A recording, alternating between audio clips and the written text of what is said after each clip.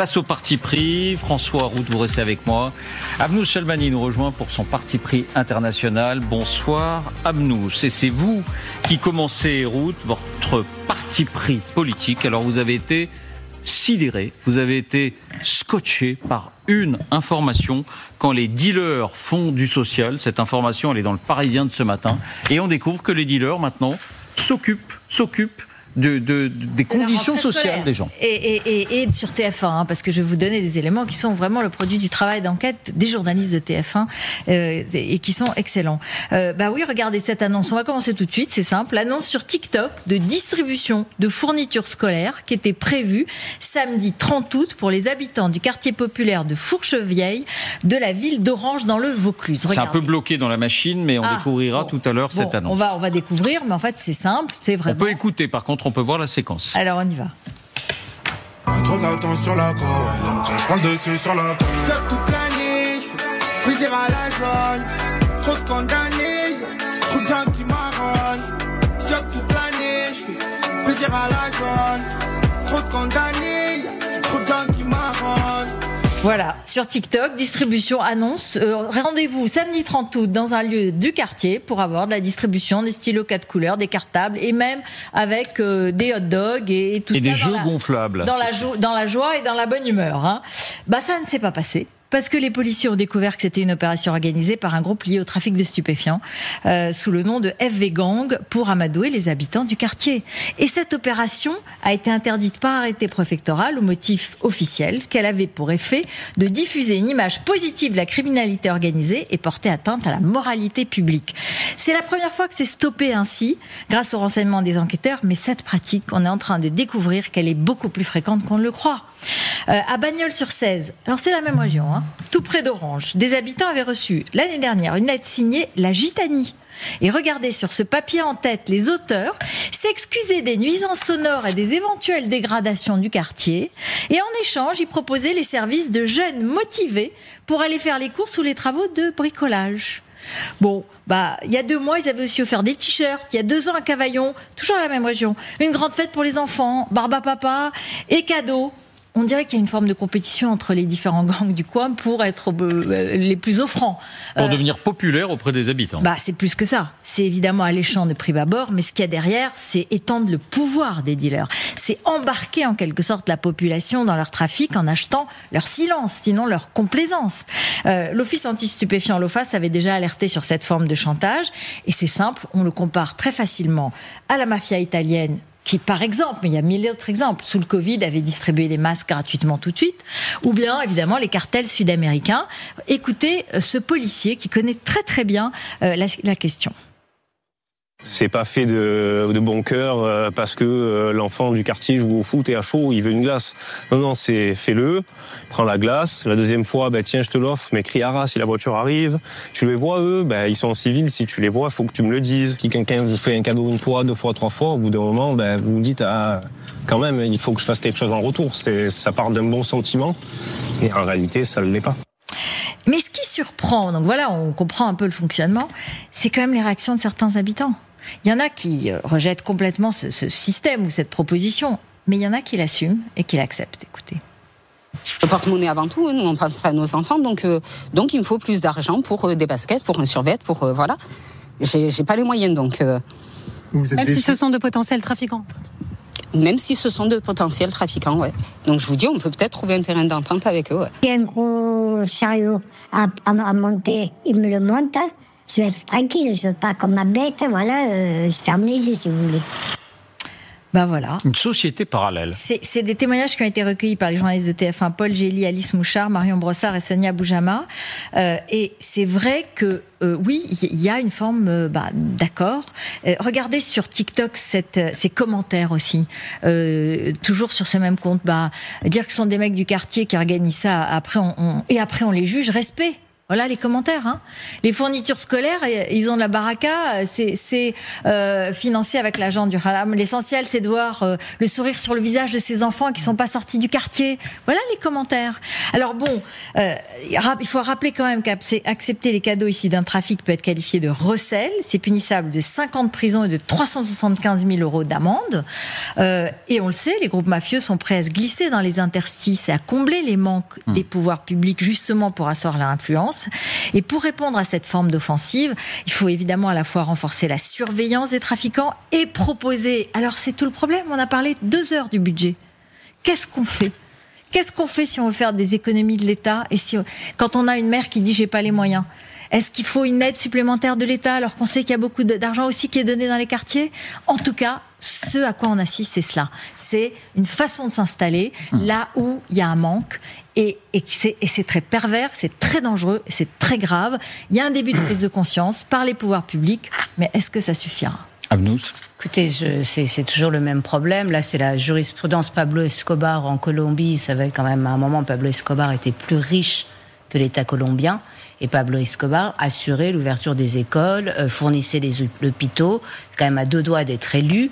Et grâce à lui, je ne sais pas combien de milliers d'enfants ont été envoyés à l'université, etc.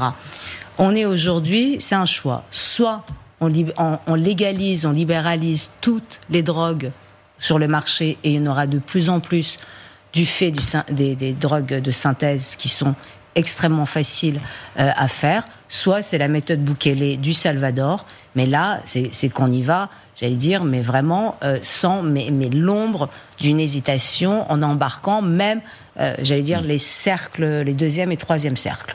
François ? C'est une étape de plus dans la gangrène, mais comme le disait Ruth, on l'a déjà vu en Italie, en Sicile par exemple. La mafia se substitue à l'État. Non seulement parce qu'elle a des moyens financiers, mais parce que de fait, l'État n'est plus là et que ça permet de maintenir le trafic dans les meilleures conditions. Là aussi. Pendant 2 heures, on vient d'expliquer que mais l'État, même s'il est là, c'est l'attrait du pognon de plus. C'est quand une société est réduite d'avoir que ça comme idéal, voilà comment on se retrouve. François, votre parti pris économique, alors là, c'est un débat fondamental. Passionnant. Qui est responsable de la dette ? Est-ce que c'est la classe politique, parce que c'est elle qui a voté tous ces budgets en déficit, ou est-ce qu'elle n'a fait que refléter le sentiment profond diffus de la population ? C'était au cœur de l'entretien hier, je crois que c'est moi qui lance le son de François Bayrou, qui s'en défend, qui dit non mais nous, politiques, moi, dont les troupes ont voté ces budgets, non, je n'y suis pour rien. Écoutons. Le Covid et puis la guerre en Ukraine, l'explosion des coûts de l'énergie, l'inflation qui a suivi, a fait que dans les 2 années précédentes, tout d'un coup, l'inflation a monté. Les crises n'expliquent pas tout, monsieur le Premier ministre. Vous n'avez pas une part de responsabilité ? Votre formule laisse entendre que c'est les gouvernements qui dépensent l'argent. C'est pas vrai ? C'est l'État, là. C'est l'État. Non. Ici, c'est l'État, oui. Non, ce sont les Français. Formule incroyable. Qui a raison ? Écoutez, formellement, le Premier ministre a raison quand on regarde les chiffres. C'est-à-dire que une bonne partie de la croissance de la dépense publique des 50 dernières années est liée à la redistribution. Les retraites, qu'on évoquait tout à l'heure, la santé, les innombrables aides, d'ailleurs qui ont connu leur zénith sous la présidence d'Emmanuel Macron. On en a fait souvent la chronique ici, les passes culture, les primes rénov', les crédits pour acheter les voitures, les bonus pour les chaussettes, etc. Donc c'est vrai que depuis un demi-siècle, l'État s'est mué en gigantesque machine à redistribuer de l'argent, à prélever d'abord cet argent, à l'emprunter quand elle en a besoin pour le redistribuer. Et je crois qu'il faut faire un petit détour pour expliquer que c'est quand même ça aussi qui explique nos incroyables difficultés à nous réformer. C'est que la dépense publique a pénétré tous les secteurs de l'économie, au point que dès qu'on parle de restrictions budgétaires, tout le monde braille. Les taxis, la santé, la culture, la presse, qui quand même a des aides substantielles, au moins la presse écrite, pour ne pas parler des activités de recherche avec le crédit impôt recherche. Toute l'économie profite d'une façon ou d'une autre, soit de dégrèvements fiscaux, soit d'aides fiscales. C'est quand même unique au monde. C'est lié au fait qu'on a 57% de dépenses dans le PIB. Bayrou a donc raison à 2 réserves près qui sont très importantes. La première, Et vous le sous-entendiez, c'est que c'est quand même l'État et le gouvernement qui décident de tout ça, qui en théorie doit arbitrer entre l'intérêt général et les intérêts catégoriels. Peser au trébuchet. Cette balance, c'est diablement difficile, mais... C'est-à-dire le vote, la décision... On les a élus pour ça.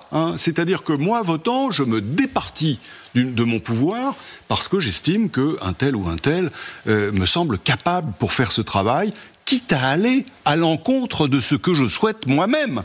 Parce que je suis évidemment double. Quand je pense à mon intérêt, je veux de la dépense publique. Quand je pense à l'intérêt du pays, ça m'arrive quand même. Je me dis, bon, il faut peut-être revoir les priorités. Et donc, je trouve que les élus ne peuvent pas se défausser en nous renvoyant la responsabilité. L'exemple type, c'est le quoi qu'il en coûte. Formule complètement irresponsable, qui a débouché sur des centaines de milliards d'euros de coûts et de dettes. Le deuxième argument, c'est que l'État lui-même ne peut pas s'exonérer des efforts de gestion et d'efficacité. Et justement, le problème, c'est quand même, on l'évoquait tout à l'heure, la détérioration du rapport qualité-prix sur les grands services publics que sont le transport, la santé ou l'éducation. On paye toujours autant, on paye même plus, pardon, on est au zénith des prélèvements obligatoires, et puis ça marche quand même moins bien. Or, à qui revient la responsabilité du management de la sphère publique ? Aux fonctionnaires qui sont eux-mêmes pilotés en principe par les politiques. Et de ce point de vue, si vous voulez, on l'évoquait aussi tout à l'heure, la présidence Macron a été une occasion manquée pour la réforme de l'État, qui est restée absolument sans objet, sinon quelques petites réformes cosmétiques. Et ça a nourri quand même le mécontentement et des agents publics et des administrés. Il ne faut pas croire que les agents publics sont les profiteurs de cette affaire. Ils souffrent aussi de l'incurie dans laquelle ils sont laissés et de la difficulté d'exercer leur mission. L'exemple de l'hôpital est édifiant. Le Grenelle de la santé, vous vous souvenez, qui a débouché sur 9 milliards de coûts supplémentaires chaque année. Augmentation de salaire, très bien. Aucune modification d'organisation, aucune. Il aurait fallu quand même ouvrir la boîte, regarder ce qui se passait. D'autant que ça a été assorti de 15 milliards d'aides au désendettement des hôpitaux. Dieu sait qu'ils en ont besoin, au moins certains.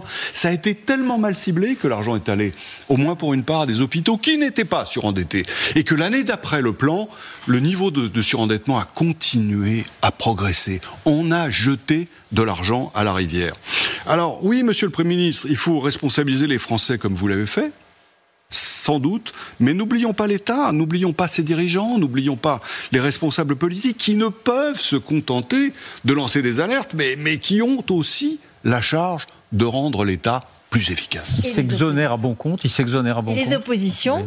les oppositions, surtout ces 20 dernières années, qui font de la surenchère dans la demande de crédit à tout va, qui n'ont pas non plus un raisonnement ou en tout cas une forme de rationalité économique qui permettrait de dire bon là non, c'est pas possible. C'est aussi ça la pression de la vie politique. Je ne dis pas du tout, là je suis tout à fait d'accord avec vous François, c'est tout à fait juste, mais la pression politique, notamment par les partis populistes, et j'y reviens, qui est il faut ouvrir la bourse et il faut donner tout le temps, c'est la seule réponse au problème, accentue cette question. C'est incontestable. Abnous, votre parti pris international, alors c'est une image qui a beaucoup impressionné en France et partout sans doute dans le monde occidental. Les nouveaux maîtres du monde, on va la découvrir, c'était au sommet en Chine, qui a réuni, donc en Chine, Vladimir Poutine, Modi l'Indien, et autour de Xi Jinping, le Chinois. Après, il y en a eu d'autres qui sont arrivés pour remettre en cause l'ordre occidental. Donc, est-ce que c'est le champ du signe pour l'ordre occidental ? Non, c'est le sommet de l'Organisation de coopération de Shanghai, l'ECS. Donc, c'était évidemment en Chine, à Tianjin. 10 pays membres étaient réunis, plus Antonio Guterres de l'ONU qui fait son tour du monde de serrage de main d'autocrate. Là, vous avez un suprémaciste hindou, un suprémaciste chinois et un suprémaciste russe, des gens obsédés par l'idée d'empire et par leurs frontières et l'idée d'influence de leurs idéologies respectives, qui étaient effectivement au cœur de ce sommet qui est considéré comme le plus important depuis la création de l'OCS depuis 2001, puisque là, tous ces dirigeants que vous voyez représentent collectivement 42% de la population mondiale et 23,5% du PIB mondial. C'est quand même pas rien. Et leur ciment, on a l'impression que c'est l'opposition à l'Occident. Et c'est le seul ciment.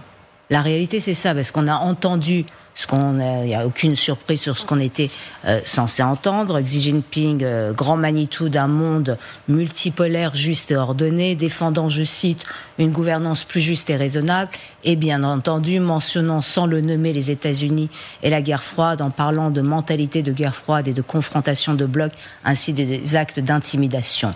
Et là, évidemment, tout le monde a hoché la tête et tout le monde était d'accord. La grande surprise de ce sommet et de cette photo, c'est Narendra Modi qui est au milieu. Ça faisait 7 ans qu'il n'avait pas mis les pieds en Chine, et pour une bonne raison. C'est le conflit territorial avec la Chine, entre l'Inde et la Chine. Ça se passe quand même, c'est sur plus de 4000 dans l'Himalaya, sur plus de 4000 kilomètres.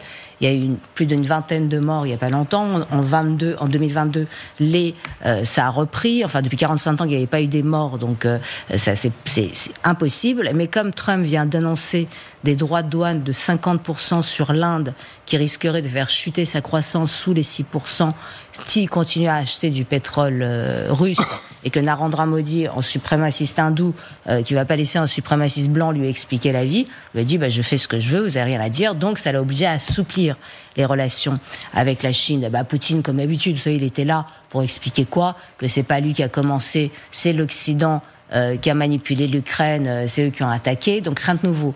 Mais pour moi, ce que je retiens, parce que quand vous regardez les autres pays, à part la haine de l'Occident et le fait d'utiliser des leviers politiques, économiques, culturels pour continuer à se maintenir au pouvoir comme autocrate, Erdogan était là aussi, c'est quand même une belle réunion, Kim Jong-un va débarquer mercredi, donc c'est vraiment la grande fête, mais la seule haine de l'Occident les tient ensemble, parce que ils sont tous en conflit.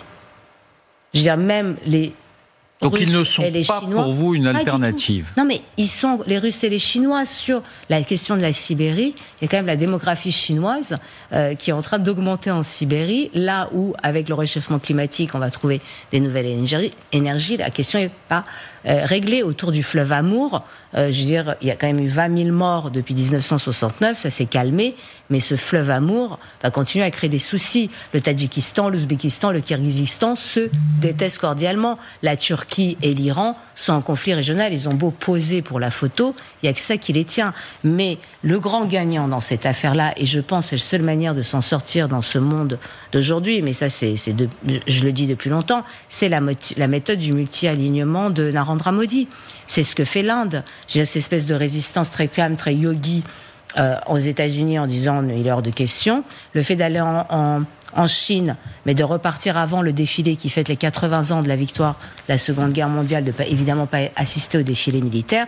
Je veux dire, l'Inde, c'est quand même un pays qui est membre donc de l'Organisation de coopération de Shanghai, là que vous voyez, mais membre du G20, membre des BRICS, avec l'Afrique du Sud, le Brésil, la Chine, la Russie, mais aussi du dialogue quadrilatéral pour la sécurité avec l'Australie, les États-Unis et le Japon. Donc ils sont un peu partout en fait. Ouais. Ils sont absolument partout et ils ont trouvé plus, c'est-à-dire au lieu d'avoir cette chose frontale comme peut l'avoir la Chine en se posant comme l'opposé des États-Unis en alternative d'un équilibre juste pour un monde de paix, ça n'existe pas. Enfin, je veux dire, personne n'y croit, personne n'est dupe. L'Inde joue vraiment place, et le multi-alignement, ça a été pensé. C'est quelque chose qui est réfléchi. Donc, il joue extrêmement bien. Et moi, je pense que le grand gagnant de cette affaire, c'est l'Inde, qui, en plus, tout le monde était concentré sur l'arrivée de Modi, 7 ans qui n'était pas venu. Et tout le reste, la haine de l'Occident, ça ne suffit pas pour tenir ensemble des hyènes qui vont finir par s'entre-déchirer à la première occasion.